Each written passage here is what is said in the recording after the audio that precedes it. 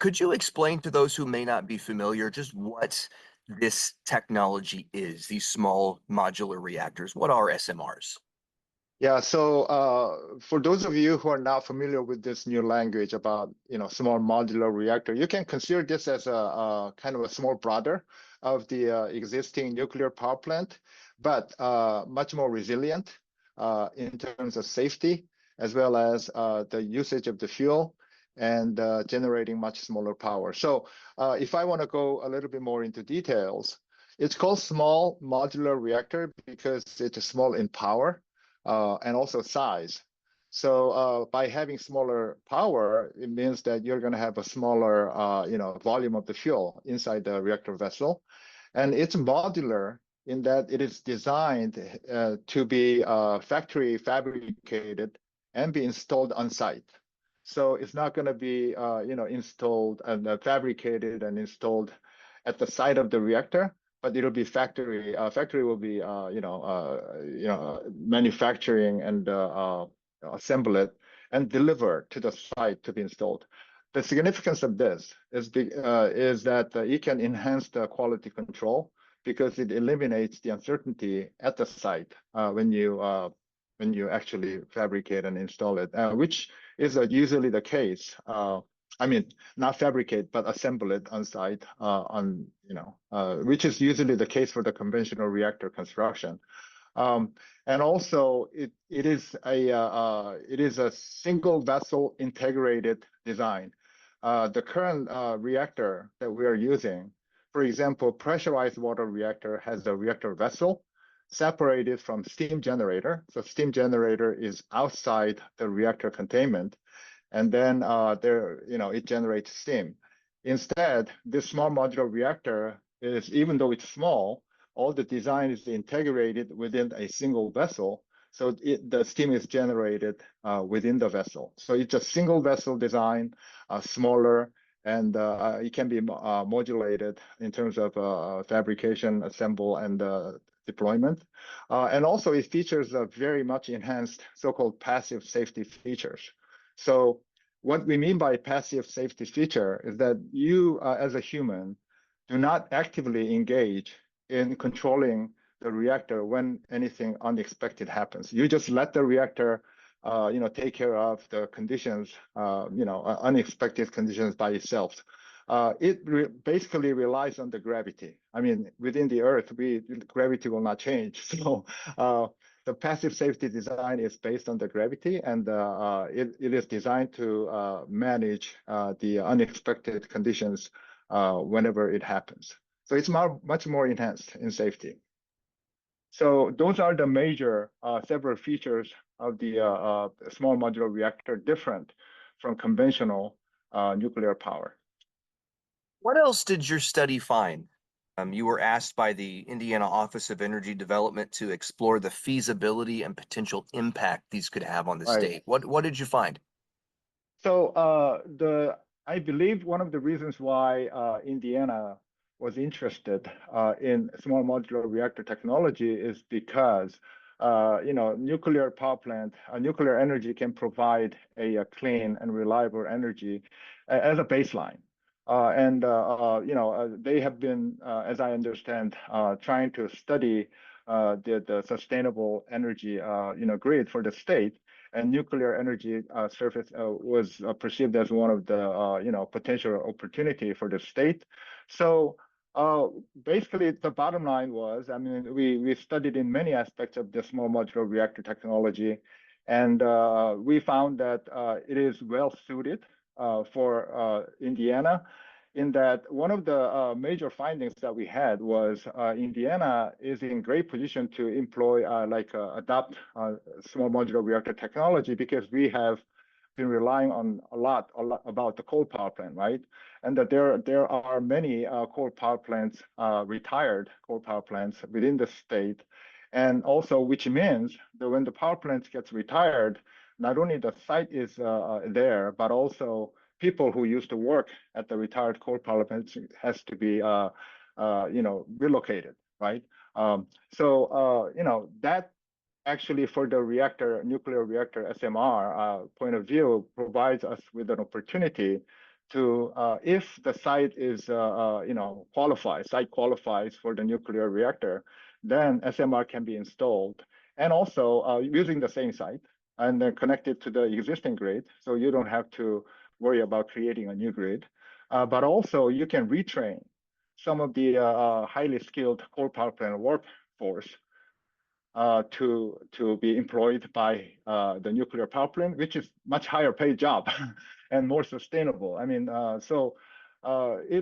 that's one of the huge advantage of having a nuclear and retired coal power plant site within the state, and also it presents us with a lot of opportunities for additional jobs. For example, manufacturing.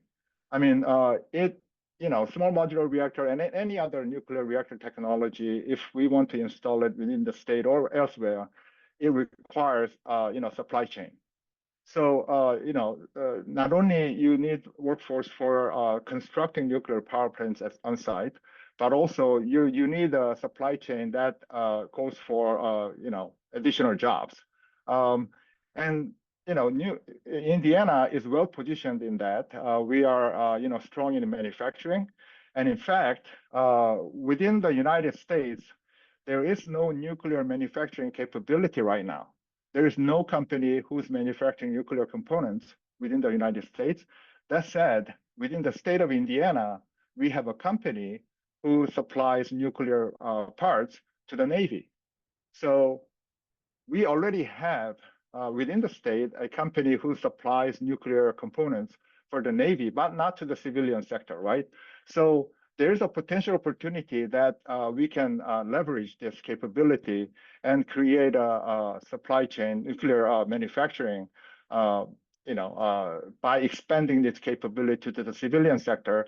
And once we establish that, we'll be the leader in the country who will produce nuclear components.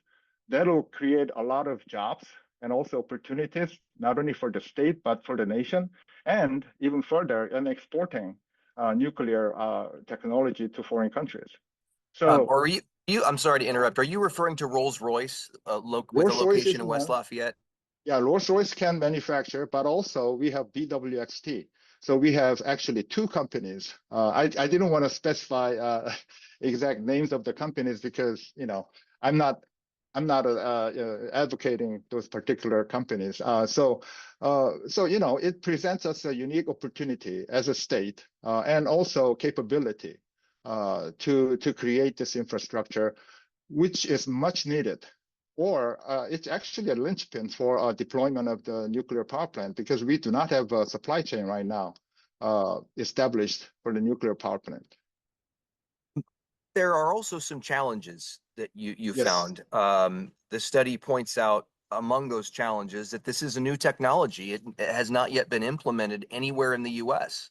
Yeah, so it depends on how you look at it, okay? So this small modular reactor technology uses various types of advanced reactor technology. That said, some of the designs, which is based on light water, regular water, right? Technology is just basically uses the same technology as what we have been using. It's just that the design has been modulated, integrated, and there has been additional enhanced safety features. But even the passive safety features has been studied and licensed. So the only thing that differentiates small modular reactor from counterpart water reactor is the size and its compact nature of the nuclear reactor design. So it has to go through the NRC, Nuclear Regulatory Commission licensing procedures, but we already have one company who has gotten the design license approved by the NRC, and we have multiple other companies who has this light water reactor design as reported in the report. That said, other non-light water reactor design is also nothing really, I should not say nothing new, but it's not new to nuclear engineering community. We have been using non-water cooled or moderated reactors for other purposes like nuclear medical isotope generations and the research reactors and so on. So we have a knowledge base where we can make use of and deploy in a short period of time. But in a short-term period, I think the light water reactor based SMR is essentially nothing new.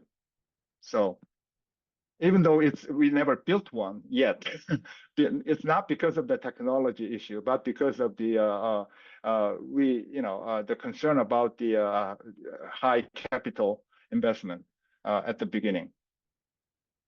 So, because as you've heard, as you may have heard, critics say that this isn't, they call this unproven technology and that there is a high startup cost investment, and some call it a speculative investment that they don't want to end up on the backs of ratepayers until it's been successfully proven. How do you respond to those claims?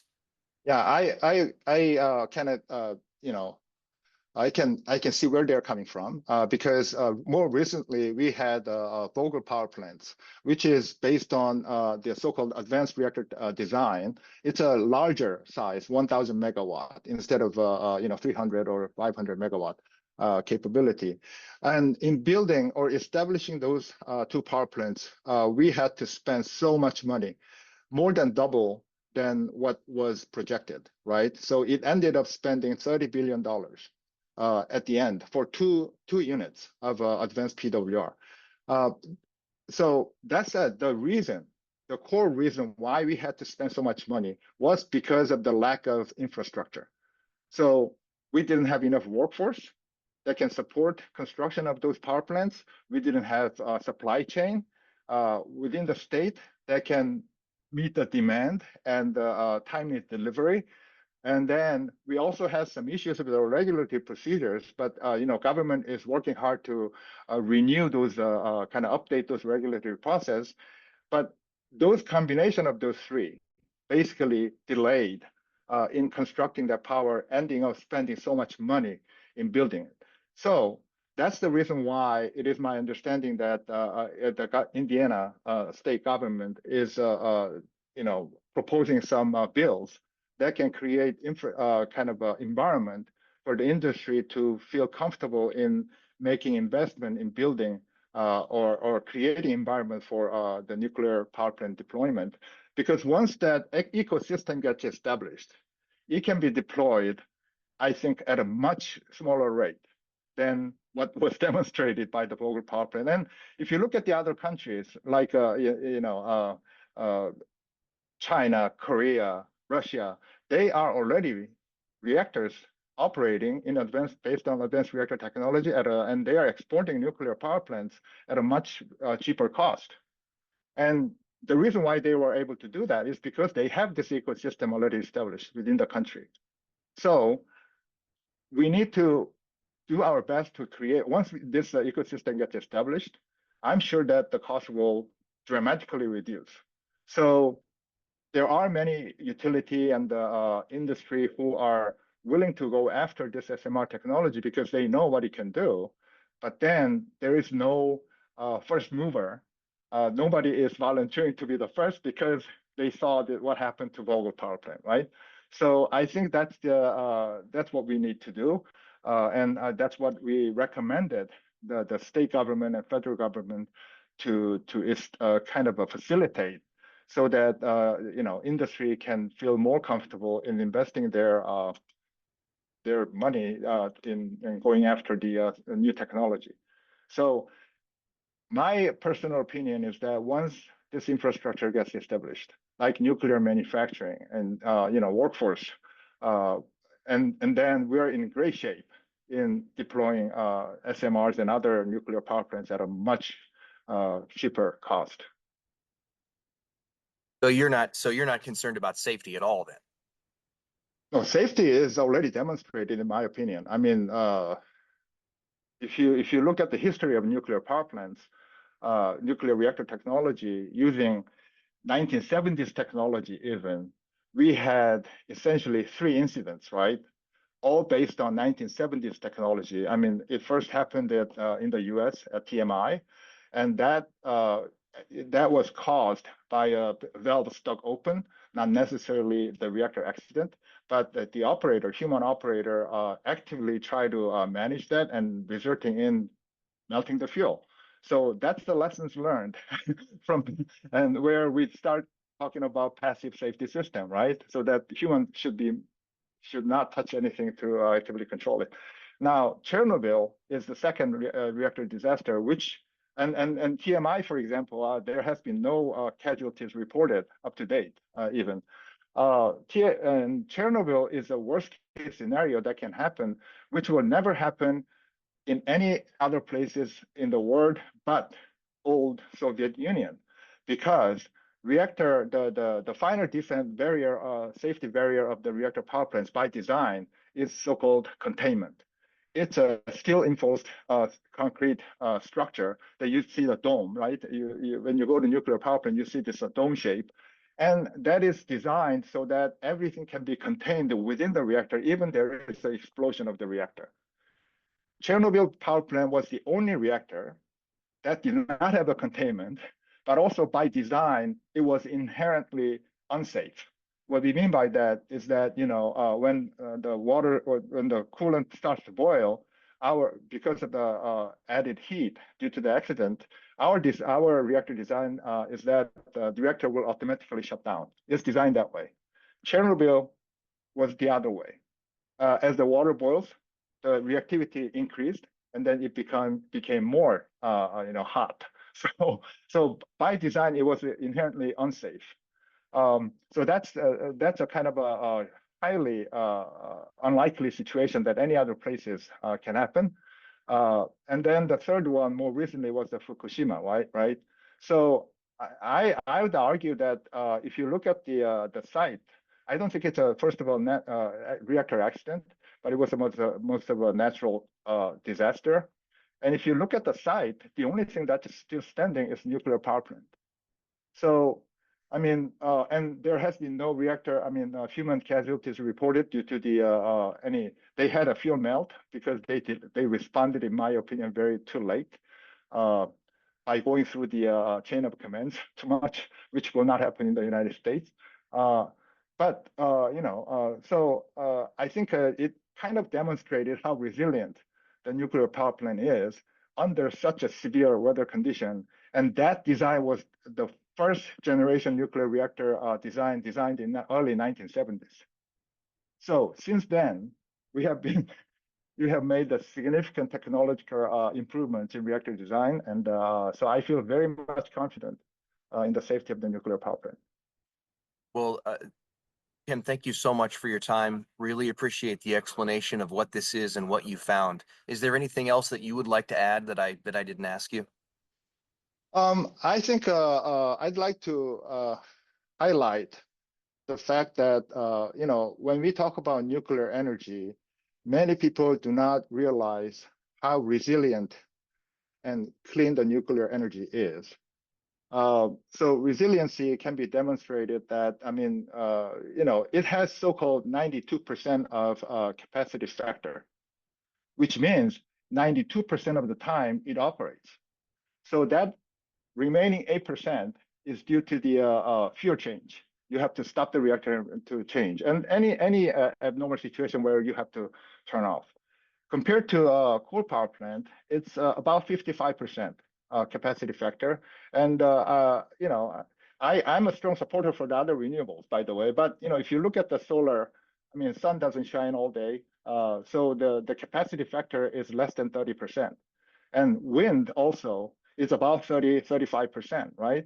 So we're talking about nuclear power that can provide clean energy without carbon generation 24/7, 92% of the time. And it can be scalable, meaning it can give you the power at the level of 10 megawatt or less when it's a microreactor, and all the way to the larger reactor, which is now 1400 megawatt. So it is the only power plant that can be scalable in all scale as you need. And now with the SMR, it can be connected directly to the existing grid, and it can be factory built and delivered on site at a much safer features. And one thing that we need to note is that nuclear provides the base load. for the nation. So 20% of the electricity is coming from nuclear in the United States, and that provides the base load of the energy that we need. So we will continue to make improvements in nuclear reactor technology so that we can eliminate any uncertainties for the safety, and also we need to make an improvement in the nuclear waste management. Okay, we call it nuclear waste, but it's a used fuel. So, can we recycle it? And can we find a national site like other countries do, which we call it deep geological repository? Okay, instead of storing it on site, which still is very safe because by design. So there are additional improvements that we need to make. However, I think SMR provides us with a great opportunity to provide baseload, and also it's dispatchable. It can be dispatchable, meaning it can follow the load. So it's a great option for places where it requires locally requires a lot of energy, like a data center, and also steel industry. I mean, steel manufacturing. They use a lot of energy. Using carbon-based energy source, you generate a lot of byproduct, right? So by installing nuclear SMR-like technology, I think you can do this without creating too much pollution. So it's a great option to consider, I'd say.